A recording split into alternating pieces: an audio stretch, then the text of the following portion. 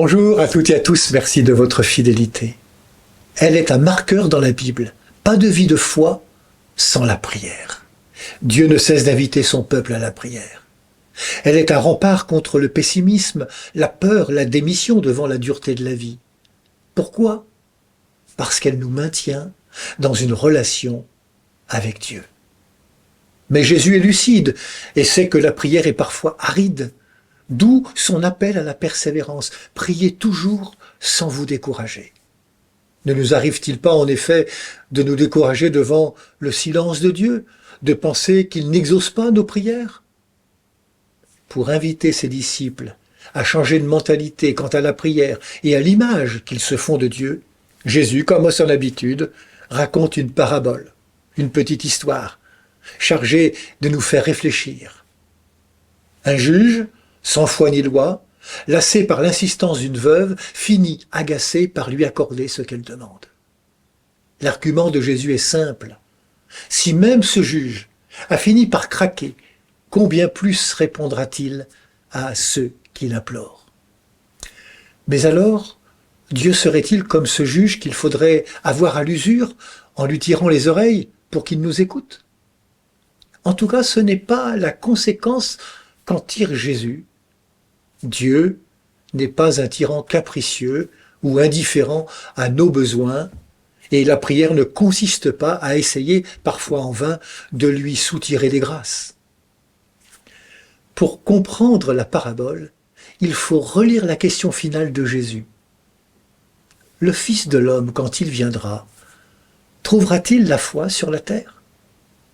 La prière n'a pas pour but de mobiliser Dieu, puisque Dieu est déjà là et qu'il attend, mais d'apprendre à croire, c'est-à-dire à faire confiance.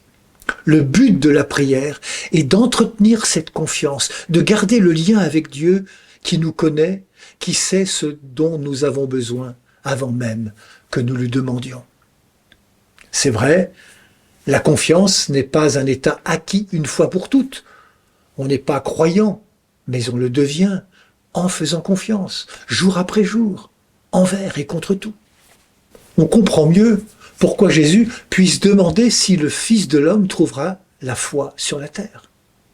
Trouvera-t-il des hommes et des femmes qui cherchent, qui font confiance en ce Dieu qui prend soin d'eux? Il sait, lui, ce dont nous avons besoin, mieux que nous-mêmes. Donne-t-il plus d'avoir, de biens matériels, d'argent? Non, il donne l'esprit de pauvreté, le manque ouvert au don de la relation, la seule véritable richesse. Donnerait-il plus de pouvoir, de supériorité sur les autres? Non. Il donne l'esprit de service qui nous rend responsables et solidaires les uns des autres. Nous rendrait-il plus avantageux, plus jeunes, plus beaux, plus attirants? Non. Il donne l'humilité, qui est la vertu de celles et ceux qui croissent et portent du fruit sans écraser les autres. Prions sans cesse, non pour être exaucés, mais prions parce qu'on a déjà été exaucé.